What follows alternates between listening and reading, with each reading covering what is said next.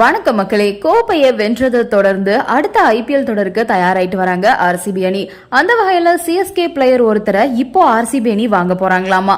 RCB அணியில இணைஞ்சது ரொம்பவே சந்தோஷம் அப்படின்னு ஒரு பதிவு வெளியிட்டு இருக்காரு அந்த சிஎஸ்கே வீரர். அதை பத்தி தான் இந்த வீடியோல பார்க்க போறோம்.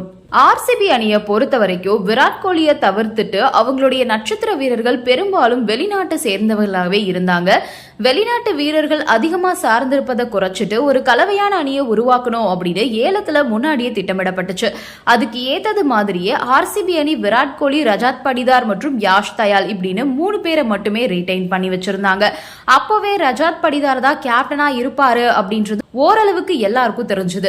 டாப் ஆர்டர், மிடில் ஆர்டர் மற்றும் டெத் ஓவர்களுக்கு இப்படின்னு 3 வெளிநாட்டு வீரர்கள், ஒரு இந்திய பவர் பிளே பவுலர் மற்றும் ஒரு மிஸ்ட்ரி ஸ்பின்னரை தேர்வு செய்யணும் அப்படின்னு ஆர்சிபி அணி தீர்மானம் பண்ணிட்டாங்க. 2025 தொடருக்கான ஏலம் நடைபெறும் போது முன்னாடியே அவங்களோட செயல் திட்டம் பற்றி விவாதத்தை ஆர்சிபி தன்னோட யூடியூப் பக்கத்துல வெளியிட்டிருந்தாங்க. இதுல Phil Salt, Liam Livingstone, Tim David, Jitesh Sharma, Romario Shepherd இவங்களெல்லாம் குறிவைக்கிறதா ஆர்சிபி பயிற்சியாளர் குழு முடிவு செஞ்சிருந்தாங்க. அந்த மாதிரியே ஏலத்துல ஆர்சிபி தீர்மானிச்ச எல்லா வீரர்களையும் வாங்கிட்டாங்க. இதோட ஜாஸ் ஹசலோட், புவனேஸ்வர் குமார், சியாஷ் சர்மா மற்றும் குருணால் பாண்டியாவையும் ஏலத்துல எடுத்தாங்க. ஆர்சிபி எதிர்பார்த்தது மாதிரியே ஒரு அணி அமைஞ்சது. இதுல முக்கியமான தேர்வா அமைஞ்சது ஜிதேஷ் சர்மா. 1 கோடி அடிப்படை விலையில ஏலத்துக்கு வந்த ஜிதேஷ் சர்மா போட்டி போட்டு பெங்களூரு அணியால 11 கோடி ரூபாய்க்கு வாங்கப்பட்டாரு. விக்கெட் கீப்பர், பினிஷர் காம்பினேஷனை கச்சிதமா அமைச்சு கொடுத்தாங்க. பெங்களூர்ல தினேஷ் கார்த்திக் விட்டு சென்ற வெற்றிடத்தை ஜிதேஷ் சர்மாவை வச்சு அவரை நிரப்பிட்டாரு. ஆர்சிபி அணிக்கு வாங்கப்பட்ட போது ஜிதேஷ் சர்மா ஒரு அரை சதம் கூட அடிக்கல. ஆனா அவரோட பவர் ஹிட்டிங் திறமையில அணி நம்பிக்கை வச்சிருந்தாங்க. அவரை அணிக்கு அழைச்சிட்டு வந்ததுல தினேஷ் கார்த்திகோட பங்கு முக்கியமானதுனே சொல்லலாம். இந்த தொடர்ல அவருக்கு பெரிதா பேட்டிங் வாய்ப்பு கிடைக்கல. ரஜத் படிதார் விளையாடாத ஆட்டங்கள்ல அணிக்கு கேப்டனா செயல்பட்டாரு. ஆனா அணிக்கு தேவைப்பட்ட போது ஜொலிச்சாரு Jitesh Sharma. Liam Livingstone, Krunal Pandya, Romario Shepherd இப்படின்னு வலுவான ஆல்ரவுண்டர் கூட்டணியை உருவாக்குனாங்க பெங்களூரு அணி. அதே மாதிரி அவங்களோட கோர் பவுலர்களா புவனேஸ்வர் குமார், யாஷ் தயால், ஜாஸ் ஹசலோட், சியாஷ் சர்மா இவங்க எல்லாருமே சாம்பியன் பட்டம் வென்ற அணிகள்ல விளையாடி இருக்காங்க.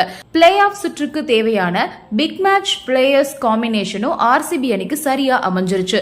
இறுதி போட்டியிலுமே ஒரு கட்டத்துல ரன்கள் சேர்த்த பெங்களூரு அணி தடுமாறிய நிலையில உள்ள வந்த ஜிதேஷ் சர்மா 10 பந்துல 2 பவுண்டரி 2 சிக்ஸர்களோட 24 ரன்கள் கேமியோ ஆடினாரு. ஆர்சிபி 190 அப்படின்ற சவாலான இலக்கை நிர்ணயிக்க இது முக்கிய பங்கு வகிச்சதுன்னே சொல்லலாம். இறுதியில பஞ்சாப்க்கும் பெங்களூருக்குமான வெற்றி வித்தியாசம் வெறும் 6 ரன்கள் தான்.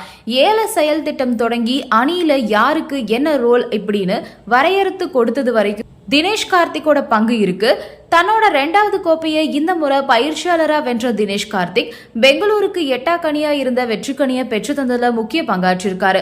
இந்த தொடர் முழுக்க அனைத்து துறைகளிலும் ஆதிக்கம் செலுத்தியிருக்காங்க ஆர்சிபி அணி.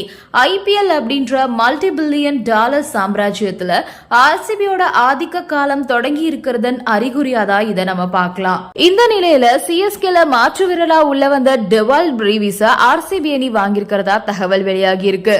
மாற்று வீரரா அணிக்குள்ள வந்தவங்கள நம்மளால தக்க வச்சுக்க முடியாது. மறுபடியும் அவரை ரிலீஸ் பண்ணிட்டு வாங்குறதுனா வாங்கலாம். எப்படியும் சிஎஸ்கே அவரை ரிலீஸ் பண்ணிட்டு திரும்பவும் வாங்குவாங்க அப்படின்னு எதிர்பார்க்கப்பட்டுச்சு. ஆனா இப்போ ஆர்சிபி முந்திக்கிட்டாங்க. டெவால் பிரேவிஸ ஆர்சிபி வாங்கியிருக்காங்கன்ற மாதிரி தகவல் வெளியாகி இருக்கு. நன்றி, வணக்கம்.